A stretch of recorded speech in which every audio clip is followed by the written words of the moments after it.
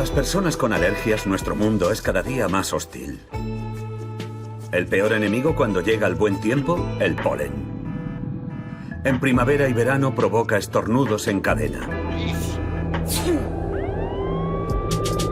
Para muchas personas, comprar en el supermercado se convierte en algo heroico. Las personas alérgicas deben llenar con precaución su carrito.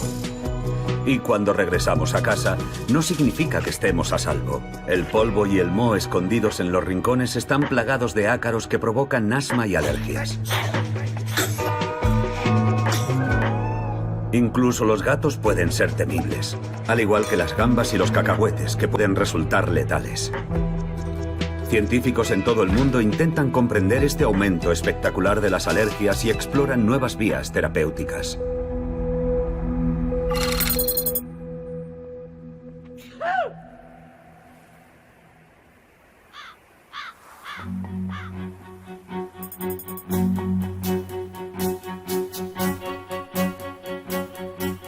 Las alergias se han convertido en moneda corriente.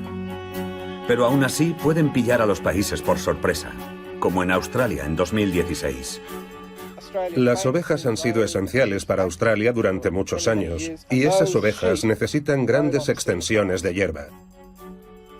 La mitad occidental del estado de Victoria está cubierta principalmente de pastos. Esas malas hierbas han estado en el origen de una crisis sanitaria sin precedentes. En la Universidad de Melbourne las han estudiado de cerca. El 21 de noviembre fue el primer día cálido de la primavera. Las temperaturas eran altas, unos 30 grados, y los vientos del norte soplaban con fuerza. Fue un mal día debido al polen. Al final de la tarde se empezó a formar una tormenta y el viento la llevó hasta Melbourne. Ese frente de aire húmedo llevaba consigo una miríada de granos de polen. Se habían reunido todos los elementos necesarios para desencadenar el asma de las tormentas. Al igual que Carl, aquella noche acudieron al hospital 8.500 personas. A medida que avanzaba el frente tormentoso, podías oír en Melbourne las sirenas de las ambulancias, como si hubieran estallado bombas por todo el sector occidental de la ciudad.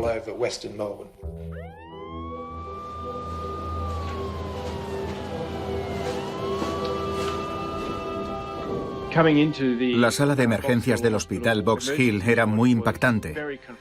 En la entrada había gente haciendo cola, eran enfermos y familiares. Algunos lloraban, se veía que tenían miedo. Muchos respiraban con dificultad y no podían recuperar el aliento. Era una verdadera pesadilla. 10 personas murieron aquel día.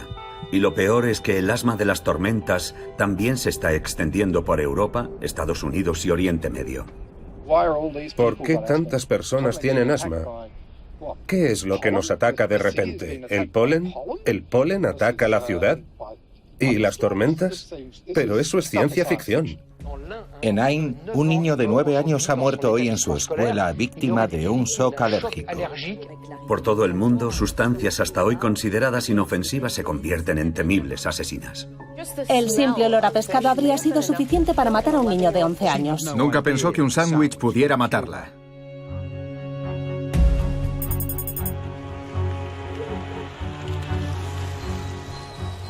Sin embargo, no hace tanto tiempo, pasear bajo una avenida de árboles en flor no provocaba tantos estornudos. A Gideon Lack, un alergólogo británico, se le ocurrió revisar los primeros estudios científicos realizados sobre la alergia y descubrió este sorprendente artículo publicado en Londres en 1819. John Bostock describió una serie de misteriosos síntomas que aparecían en junio y julio. Prurito agudo en el ojo, sensación de escozor, ojos extremadamente inflamados, irritación de la nariz, crisis de estornudos muy violentos. Este médico no tenía ningún conocimiento de la patología, pero describió maravillosamente todos los síntomas de lo que hoy llamamos la fiebre del heno o rinitis alérgica. John Bostock estudió su propio caso porque los pacientes con fiebre del heno eran tan escasos que no conseguía encontrar otros sujetos. Tardó 9 años en diagnosticar y estudiar 28 casos diferentes, Los tratamientos, por decirlo suavemente, eran ridículos. John Bostock describe una serie de tratamientos que van desde la sangría, que era bastante popular en aquella época, a purgas, ventosas, una dieta estricta, opio, cuyo uso obviamente hoy en día resultaría muy controvertido, tratamientos con mercurio, baños fríos. Esto demuestra hasta qué punto no tenían ni idea de qué era lo que pasaba. Se limitaban a probar empíricamente diferentes tratamientos. A finales del siglo XIX, en la Inglaterra victoriana, la fiebre del heno se consideraba una enfermedad aristocrática porque afectaba principalmente a los ricos de las ciudades.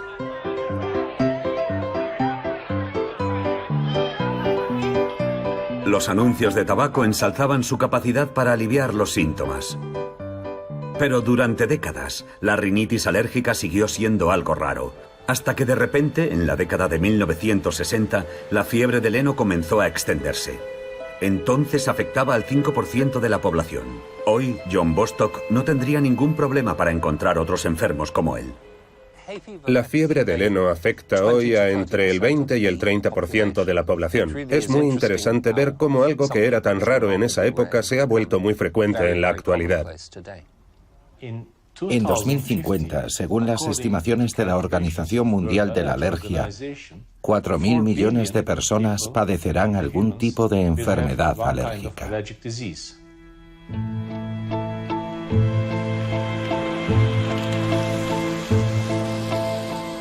La carrera por entender las causas de esta epidemia de alergia había comenzado.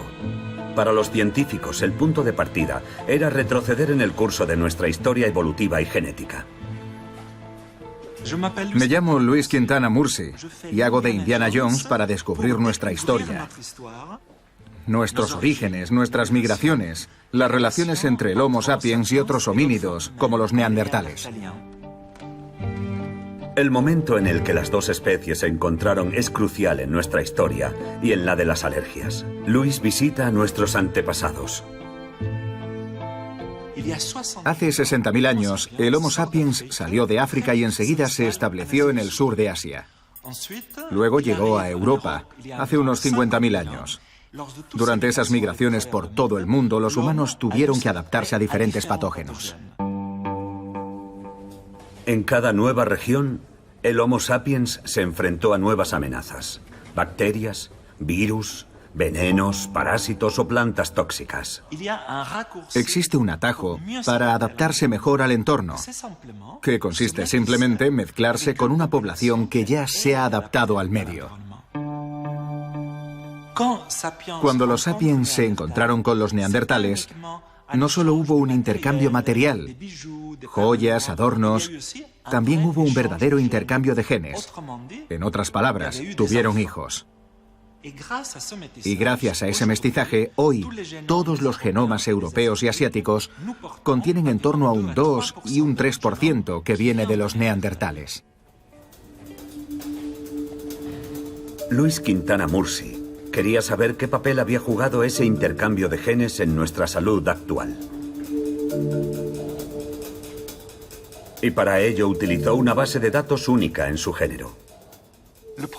El proyecto 1000 Genomas es un consorcio internacional gracias al cual podemos acceder a genomas completos, disponibles para todos, de miles de personas de diferentes orígenes geográficos y étnicos, de diferentes partes del planeta. Luis ha comparado el ADN de los europeos y asiáticos modernos con el de los neandertales. Las secuencias en las que encontramos hoy los genes resultantes de nuestro mestizaje con los neandertales están ligadas al sistema inmunológico. La mayor parte de estos genes nos han hecho más resistentes a las enfermedades, pero 3 de esos genes antiguos están también implicados en las deficiencias de la respuesta inmunitaria. Los individuos que han heredado este conjunto de mutaciones de origen neandertal tienen hoy, desafortunadamente, más probabilidades de desarrollar ciertas alergias. Lo que en el pasado era una ventaja, no es necesariamente bueno hoy. Entonces, ¿por qué esos genes que ayudaron a sobrevivir a nuestros antepasados ahora se han vuelto contra nosotros hasta el punto de hacernos enfermar? Para entenderlo, los científicos han estudiado el mecanismo de las alergias.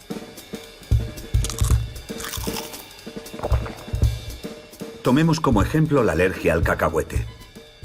Nuestro sistema inmunológico vigila todo lo que entra en nuestro cuerpo. Siempre está en guardia contra los invasores. Un cacahuete es inofensivo, pero en el caso de una persona alérgica, el sistema inmunológico lo considerará como una amenaza. Es una falsa alarma, pero ya ha pasado al modo defensivo. Las células comienzan a producir anticuerpos en masa, la inmunoglobulina E o IgE.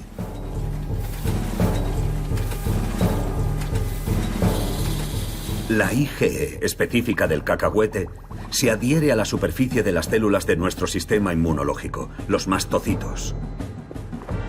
Se ha declarado la guerra al cacahuete.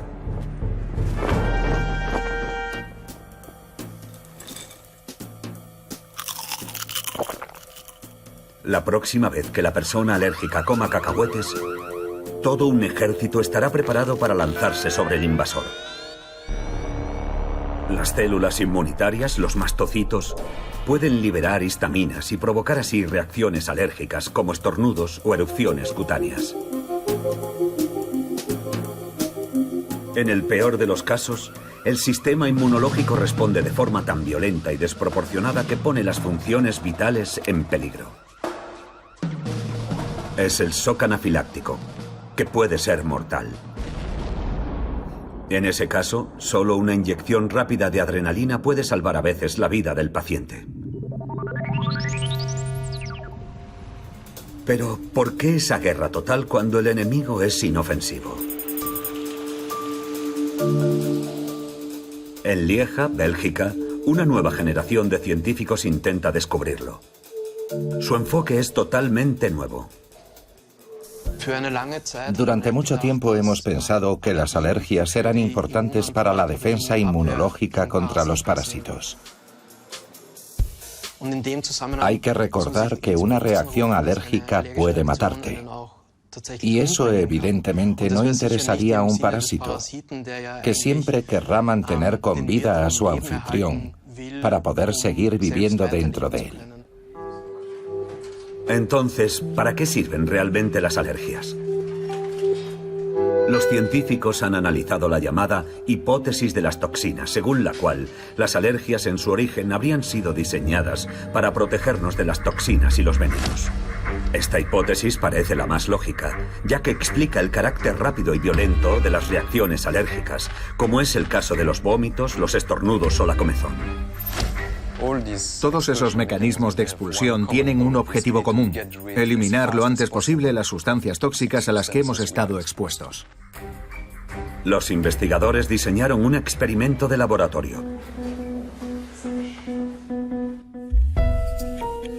Inyectaron a ratones una dosis de veneno de abeja equivalente a varias picaduras. Los ratones tuvieron una reacción alérgica. Las células inmunes y los mastocitos se armaron de IgE contra el veneno de abeja. Después, inyectaron a los ratones una dosis normalmente letal de veneno de abeja.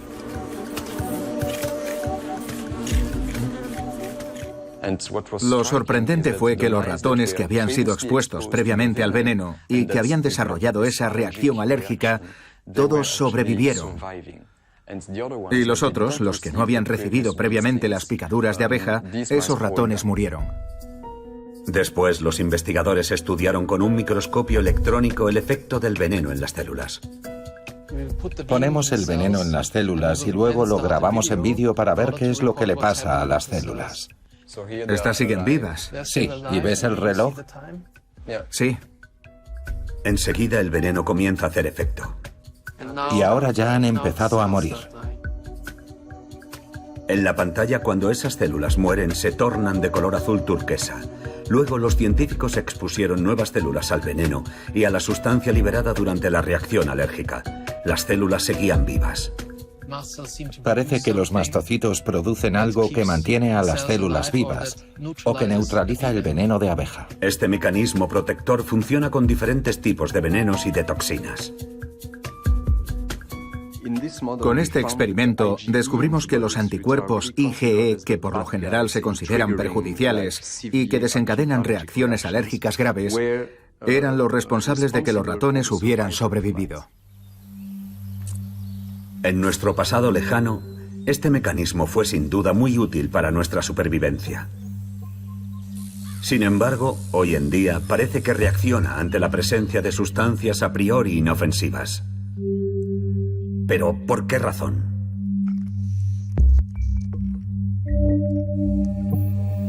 Es posible que esas sustancias sean menos inofensivas de lo que parecen.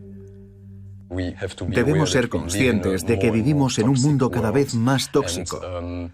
Y la reacción que el cuerpo desarrolla solo puede ser una forma de intentar escapar de todas esas sustancias tóxicas que nos rodean.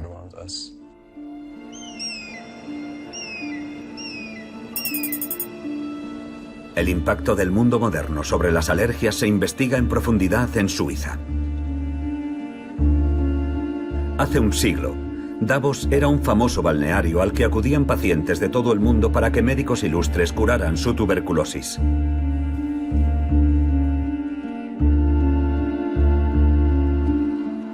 Hoy, Davos acoge a una comunidad internacional de científicos que trabajan en las nuevas epidemias alérgicas. Desde la década de 1960 hemos observado un fuerte aumento en la prevalencia de estas enfermedades. Esto ha ido acompañado de un cambio en nuestro entorno.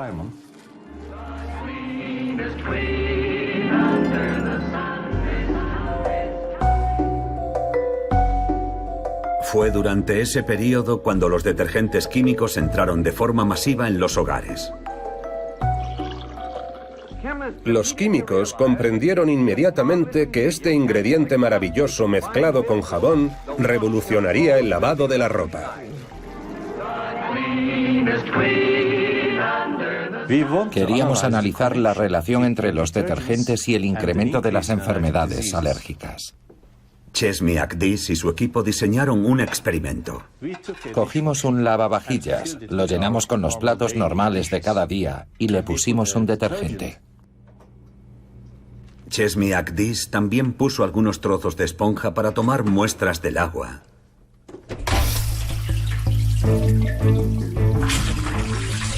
Y saber hasta qué punto estamos expuestos a los detergentes.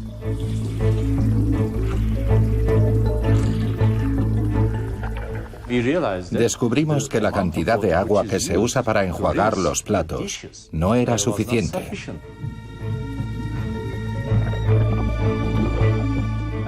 Después del ciclo de aclarado comienza un ciclo de secado con aire caliente y los detergentes se quedan pegados en los platos, en las cucharas, en los vasos que vamos a usar pocas horas después para alimentarnos o para alimentar a nuestros bebés. ¿Qué pasa cuando los productos químicos de los detergentes domésticos entran en contacto directo con nuestro cuerpo a través de nuestra ropa, nuestros platos, nuestras baldosas e incluso nuestras mesas?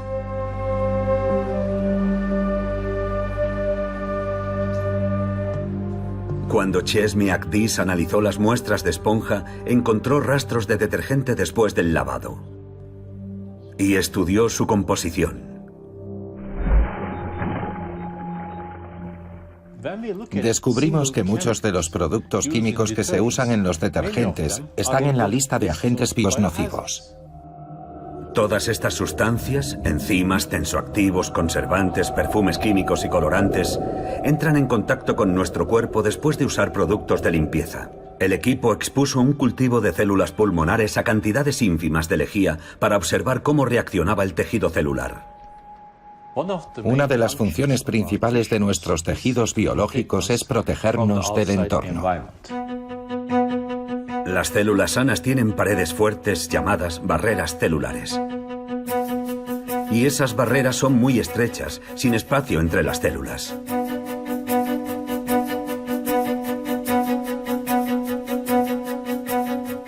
Es nuestra primera línea defensiva contra los invasores. Pero los cultivos celulares que habían sido expuestos a los detergentes reaccionaron de manera diferente.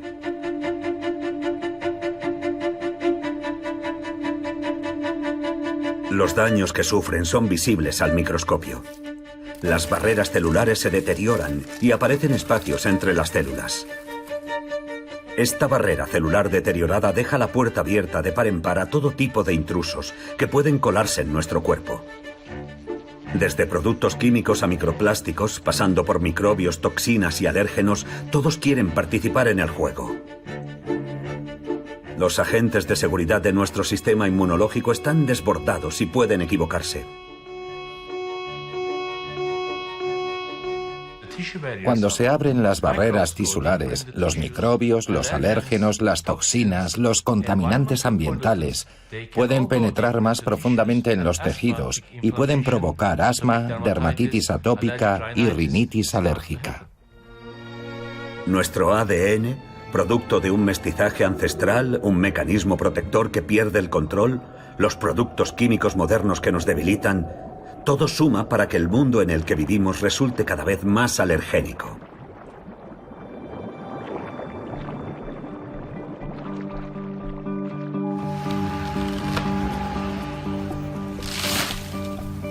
Sobre todo porque nuestro entorno natural también se está volviendo más alergénico. En 2016, un fenómeno conocido como el apocalipsis del polen golpeó a toda una ciudad en Estados Unidos. En Japón, casi la mitad de la población padece enfermedades alérgicas y asma relacionadas con la exposición al polen. ¿Por qué nuestras ciudades han sido invadidas por cantidades tan grandes de polen?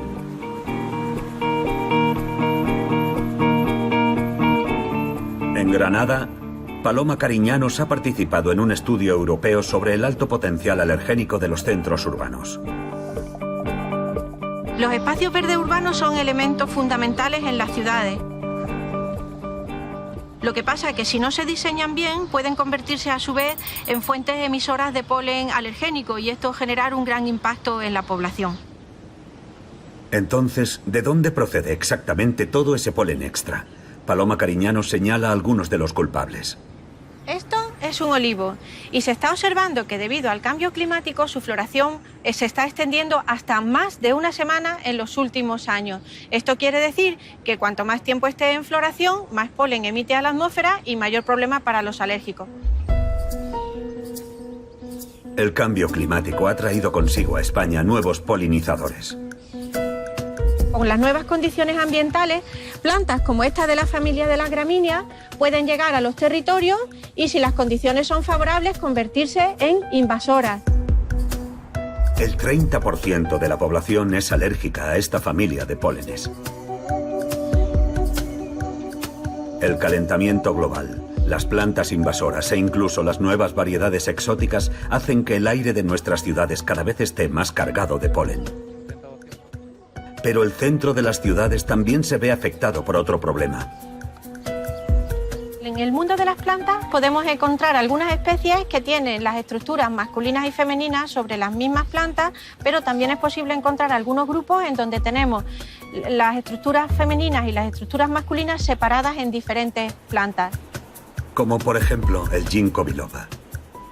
El árbol macho produce el polen, que viaja a largas distancias para llegar a las plantas hembra, que luego producirán su fruto. Y en las ciudades se ha practicado mucho el sexismo botánico, es decir, la discriminación de los ejemplares de sexo femenino. Ese es el caso de la Gran Vía, la calle más transitada de Granada. A mis espaldas podéis ver los 200 árboles macho de ginkgo biloba que se introdujeron en la última remodelación de la plaza. No se introdujo ningún ejemplar femenino. Los frutos que producen las plantas femeninas podrían hacer que los peatones resbalaran. Y también darían más trabajo a los equipos de limpieza. De ahí la preferencia por los machos, productores de polen. El nuevo problema en nuestros centros urbanos es la falta de biodiversidad. Como en esta plaza, donde la única variedad arbórea es el tilo. El resultado, la alta concentración de un único polen. Lo que ha ocurrido es que hemos tenido un uso muy importante y muy masivo de muy pocas especies y eso es lo que ha generado los importantes problemas de emisión de polen que hoy en día existen en muchísimas ciudades. El plátano de sombra es el ejemplo perfecto de este monocultivo intensivo. Son los árboles de sombra más populares del mundo, pero su polen también es uno de los más alergénicos. Sexismo botánico, cultivos sin diversidad, calentamiento global. Con todos estos factores, la concentración de polen en nuestras ciudades podría cuadruplicarse de aquí a 2050.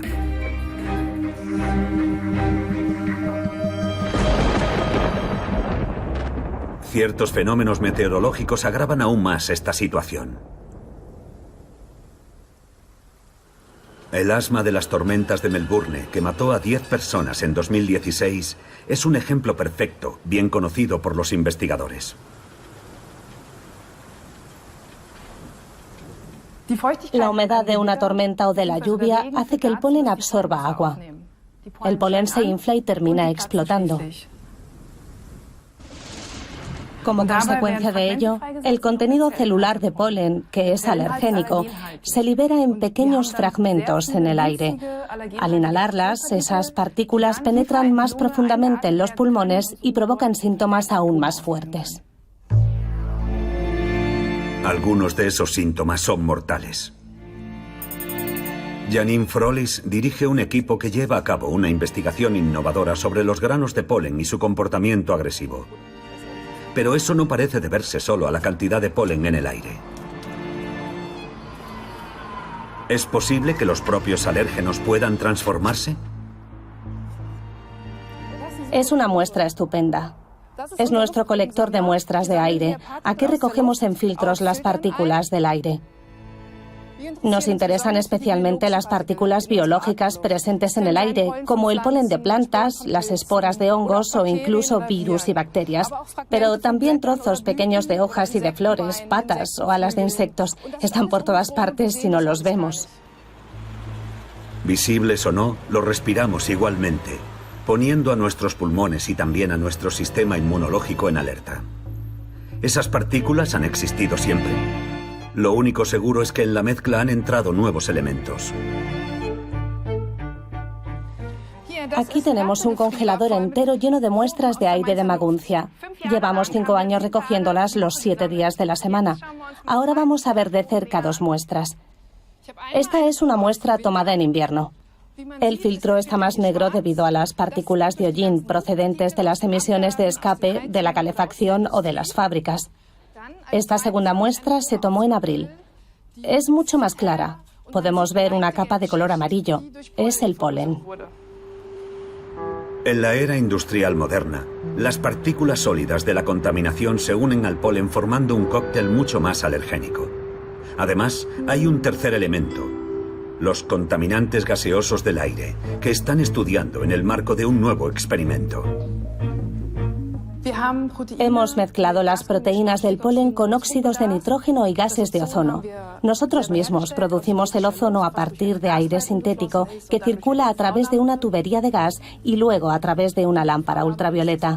A continuación, agregamos los óxidos de nitrógeno y lo combinamos todo con nuestra muestra de proteínas de polen.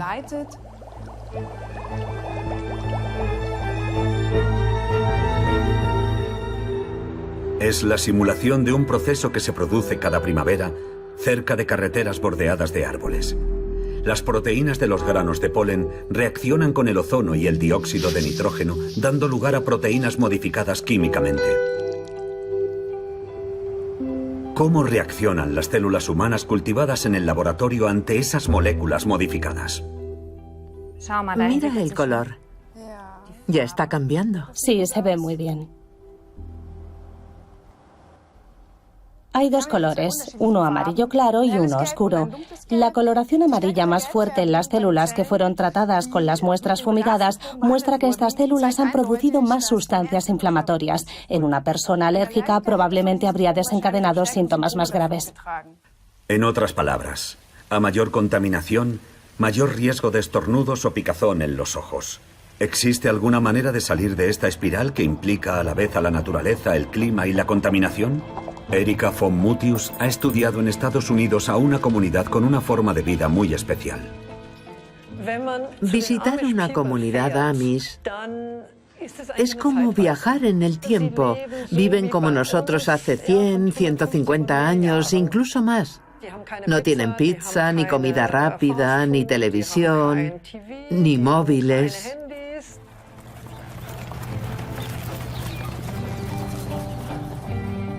Otra cosa que no tienen los Amis, exceptuando algunos casos raros, son alergias. Esta peculiaridad de los Amis es un objeto de estudio extraordinario para los científicos. A pesar de que tradicionalmente han vivido aislados, los Amis les abrieron sus puertas. Y esto es lo que descubrieron los investigadores. El 45% de los niños de Múnich que se hacen pruebas de alergia dan positivo. Entre los Amis, esta tasa fue del 7%. No hubo ni un solo caso de fiebre del heno entre los niños, y el asma, tal como la conocemos aquí, tampoco existe entre los Amis. En Estados Unidos existen otras comunidades rurales tradicionales, como los menonitas o los uteritas, pero solo los Amis tienen una tasa de alergias tan baja.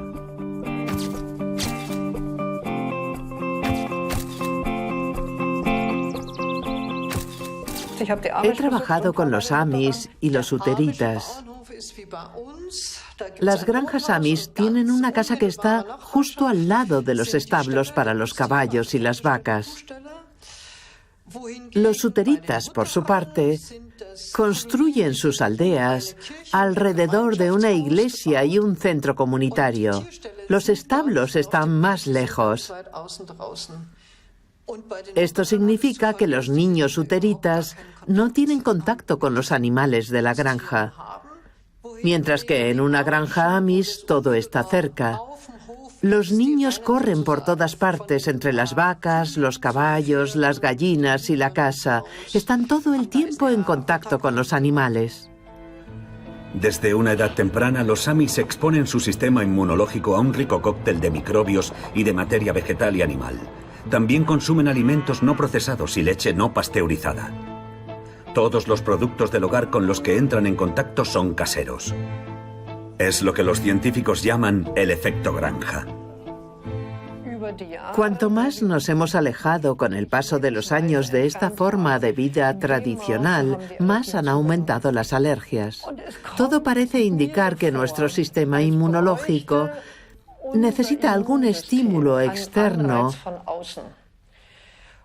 para aprender a ser tolerante. Por así decirlo, nuestro sistema inmunológico no puede hacer eso por sí solo. Y eso es lo que estamos perdiendo cada vez más en el mundo urbano.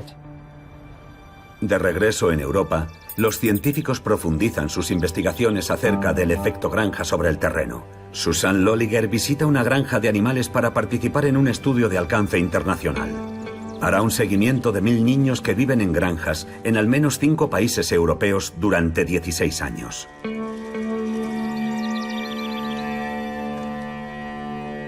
Hola, Fabián. Hemos observado a los niños cuando tenían 1 año, 4, 6, 10 y nuevamente ahora a los 16.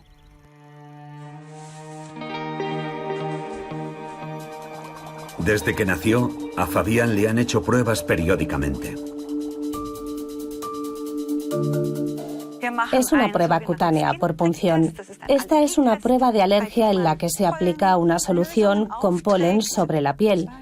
Luego pinchamos suavemente y vemos si hay una reacción a algún alérgeno o no. Aquí ya vemos un control positivo, así que todo está bien. No se ve nada más, por lo que no parece que sea alérgico a ninguna de estas sustancias. A lo largo de su vida, Fabián se ha hecho otras pruebas para poder saber a qué alimentos, polvo u otras sustancias pudo haber estado expuesto. ¿Lo sientes? ¿Te duele? No, no duele. Listo. No ha sido tan horrible. Estupendo. Susan Lolliger y su colega Remo Frey investigan qué elementos podrían haber protegido de las alergias a Fabián y sus hermanos. Los niños de las ciudades e incluso de los pueblos tienen tasas de alergia mucho más altas que Fabián. ¿Cuál es el secreto de su inmunidad? Al igual que el caso de los Amis, los científicos han encontrado la respuesta en los establos.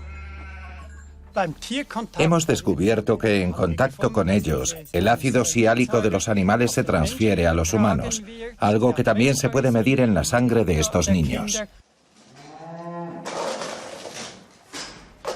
El ácido siálico desencadena una respuesta inmunitaria en el cuerpo que lo protege de la inflamación. Descubrimos que los niños con más ácido siálico tienen más moléculas antiinflamatorias en la sangre. Eso significa que se suprime la inflamación causada por la alergia. Eso implica que sigue siendo alérgico, pero ya no siente la alergia. Los niños de las granjas crecen con un sistema inmunológico robusto que puede hacer frente incluso a una reacción alérgica a punto de estallar. Pero no todo el mundo tiene la suerte de crecer en una granja. Entonces, ¿qué podemos hacer por los jóvenes de las ciudades que ya han desarrollado una alergia? Lucas es alérgico a varios alimentos, como las nueces y los plátanos. Las reacciones alérgicas podrían poner en peligro su vida. El pequeño ha comenzado un tratamiento para rehabilitar su sistema inmunitario. Hola, Lucas. ¿Qué tal? ¿Todo bien? Vamos. La inmunoterapia. El tratamiento que sigue Lucas es la inmunoterapia oral del cacahuete, que es lo mismo que una desensibilización. Consiste en darle pequeñas cantidades de cacahuete que puede tolerar para que su sistema inmunológico se acostumbre paulatinamente y que en el caso de que lo consumiera sin darse cuenta, no le produzca una reacción. Ahora el cacahuete inflado. Hace 6 meses, el doctor Vilar le dio a Lucas solo 2 miligramos de cacahuete, el equivalente a una 80ª parte de un cacahuete. Cada mes ha aumentado la cantidad poco a poco. Hoy quiere ver si Lucas está preparado para ingerir 20 miligramos. Está crujiente. No está bueno. Con esta inmunoterapia vemos aumentar los anticuerpos de la tolerancia que se producen cuando toleramos los alimentos, que es la inmunoglobulina G4, que irá aumentando paulatinamente con este tratamiento.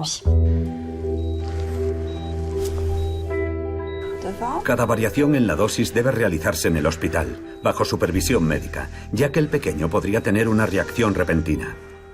Ha estado 2 horas en observación y no ha tenido ninguna reacción, por lo que a partir de mañana podrá continuar con la misma dosis en casa, según el protocolo que le hemos puesto. Luego volverá dentro de 4 o 6 semanas para doblar la dosis.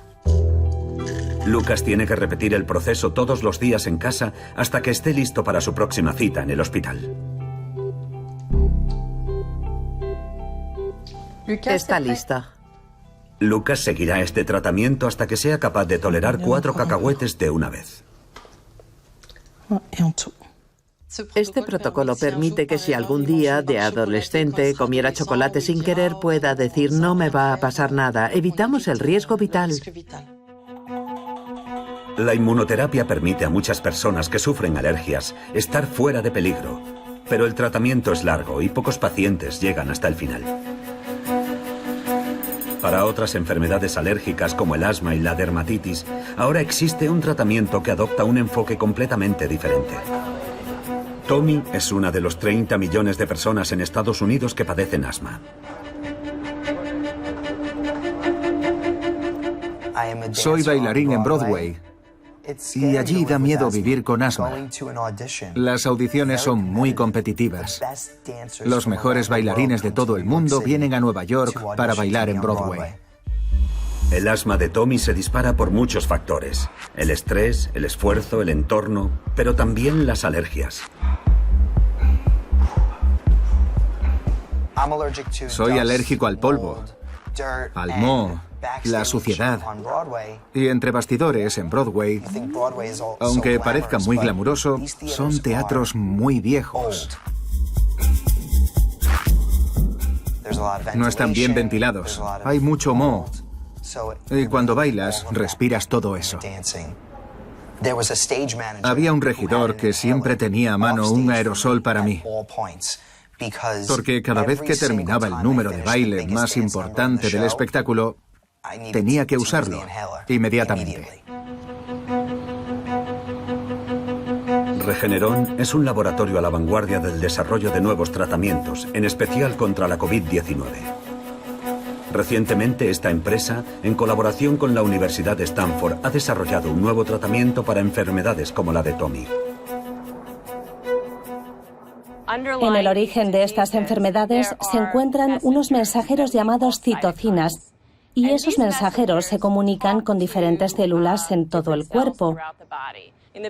En los pacientes alérgicos, esa comunicación se interrumpe y las células envían mensajes erróneos que provocan fenómenos como la inflamación.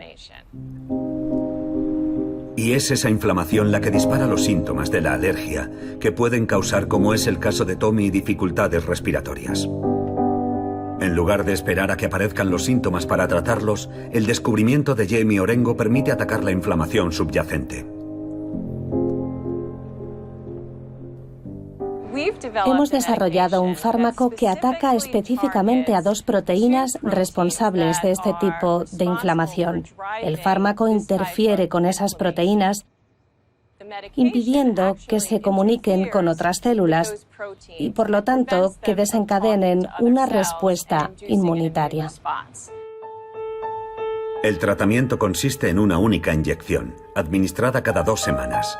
Gracias a ella, el proceso inflamatorio se detiene. Antes, cuando tenía síntomas, cuando sentía que mis pulmones silbaban o se contraían, trataba el asma con un aerosol. Pero ahora ya no tengo síntomas. Es como si el medicamento fuera un paso por delante. Pero el medicamento es muy caro y el seguro solo lo cubre cuando Tommy tiene trabajo.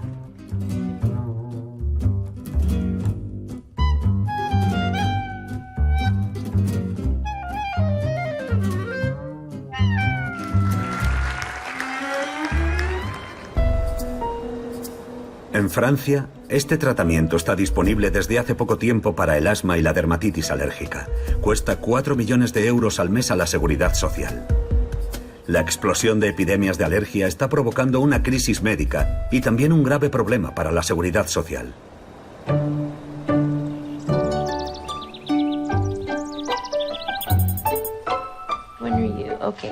Foxen, Finley, Falcon y Fabel.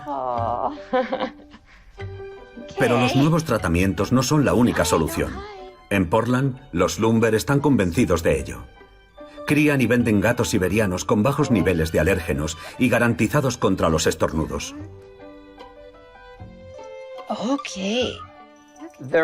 Se considera que existen 8 grandes alergias a los gatos, a diferentes proteínas, enzimas. La principal es la proteína FELD1, Felis domesticus primus, que es la causa de aproximadamente el 70% de todas las alergias a los gatos. A menudo se piensa que las alergias a los gatos están causadas por el pelo. Pero de hecho, el alérgeno está sobre el pelo. Las glándulas sebáceas, el pelaje y la saliva secretan el alérgeno. Cuando el gato se acicala, libera una gran cantidad de alérgenos en el aire.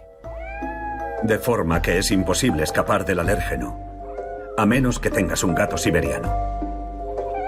1 de cada 7 siberianos es levemente alergénico, en comparación con 1 de cada 400 de otras razas. Pero en una camada, ¿qué gatito será compatible con una persona que sufre una alergia grave? Para saberlo, Tom y Meredith han desarrollado una prueba exclusiva. La proteína FELD1 aparece en la saliva a las 11 semanas, pero es demasiado pronto para hacerles la prueba. Los gatitos necesitan tener 12 semanas. Si manipulas las glándulas y el paladar, la muestra se diluye. Si el gato se asusta, la cantidad de FELD1 en su saliva se triplicará en pocos segundos. Es necesario realizar numerosas pruebas a lo largo de toda la semana para obtener un resultado fiable.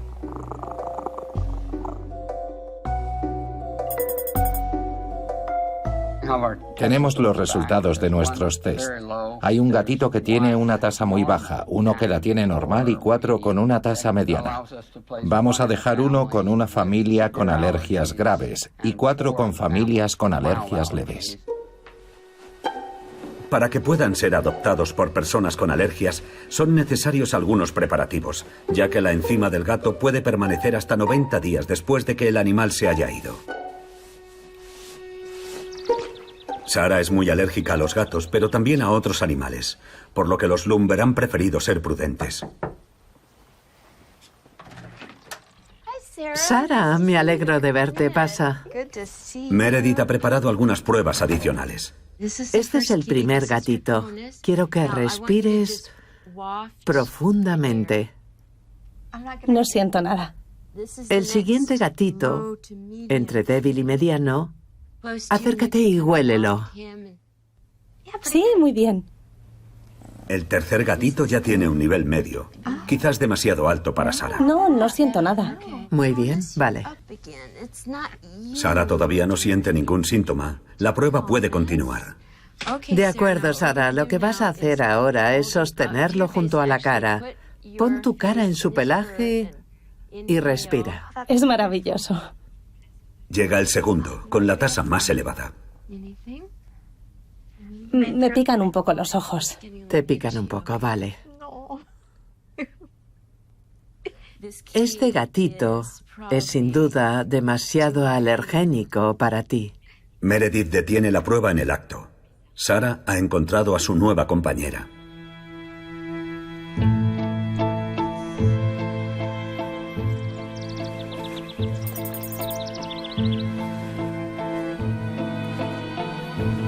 Pero en lugar de evitar la exposición a los alérgenos o tratar los síntomas, ¿es posible encontrar soluciones más duraderas? En el Reino Unido, los científicos buscan prevenir las alergias en lugar de curarlas. El 4% de los niños son alérgicos, un número que se ha multiplicado por 3 en pocas décadas. Me sorprendió mucho cuando estaba dando una conferencia en Israel. Le pregunté a la audiencia de pediatras y alergólogos cuántos de ellos habían visto un caso de alergia al cacahuete.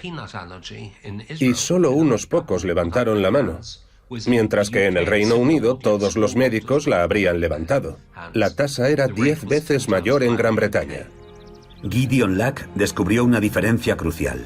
Los bebés británicos han sido condicionados para evitar los cacahuetes, mientras que los bebés israelíes consumen pasteles con cacahuetes desde una edad temprana. Así que empezamos a preguntarnos si en el Reino Unido estábamos siguiendo el camino equivocado y si la raíz del problema no sería precisamente no consumir cacahuetes. Gideon Lack organizó un ambicioso estudio nacional en el que participan niños con alto riesgo de alergia alimentaria. Por alto riesgo, me refiero a bebés de 4 a 11 meses que tienen un riesgo mayor de desarrollar alergias a los cacahuetes. Son bebés que tienen la piel seca y eczema severo o una alergia al huevo que comienza precozmente. Junto con su equipo, dividió a 640 bebés en 2 grupos. El primer grupo seguía la recomendación oficial, que decía a los padres que evitaran los cacahuetes durante el primer año de vida. El segundo grupo recibió cacahuetes a partir de los 4 meses. 5 años después, comparó los 2 grupos. Y constatamos una reducción muy significativa en la tasa de alergia al cacahuete en el grupo de bebés que lo habían comido. La tasa de alergia al cacahuete se redujo en un 80% o más. El estudio demostró que a una edad muy temprana, nuestro sistema inmunológico está mucho más abierto a hacer nuevos amigos. Así puede desarrollar mecanismos de tolerancia. Otros estudios sugieren que este método también funciona con la leche y los huevos. Durante décadas se les dijo a los padres que evitaran dar alérgenos alimentarios a los bebés. Parece que hay que hacer lo contrario. Es posible que durante décadas hayamos estado causando alergias a los alimentos al recomendar que se eviten ciertos alimentos.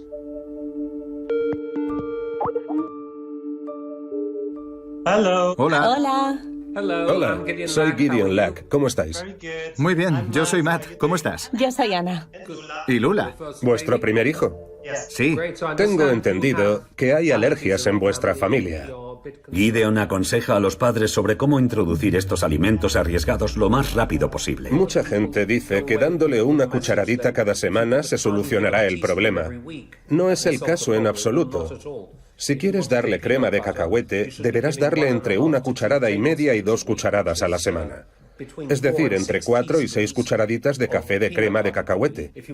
Es más fácil hacerlo si lo mezclas con un alimento como el plátano, porque a los bebés les encanta. La cantidad es importante. Ella parece estar a favor o en contra. Ella dijo, quema a los padres. ¿Por qué no habéis hecho esto antes? Muchas gracias. Para detener eficazmente la epidemia de alergias, debemos cambiar la forma en que criamos a nuestros hijos. Necesitamos reconectarnos con la naturaleza para fortalecer nuestro sistema inmunológico desde una edad temprana. Yo tengo otros sueños. Por ejemplo, un jardín de infancia o una guardería en una granja donde los niños irían al granero o al huerto desde pequeños. ¿Cómo podemos reintegrar en la sociedad esta vida rural que está a punto de desaparecer? Deberíamos tomarnos en serio el cambio climático y revisar la forma en que diseñamos nuestras ciudades.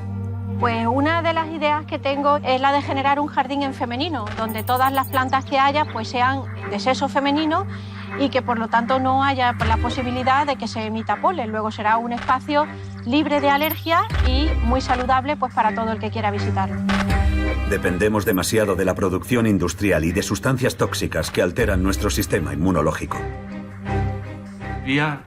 Estamos trabajando en recomendaciones para reducir el uso de detergentes y sustancias que nos perjudican. Realmente necesitamos detenernos para que nuestros hijos no sigan expuestos a todos estos productos tóxicos. Las alergias son señales de alerta que nos envía nuestro cuerpo. Así que escuchémoslo y actuemos.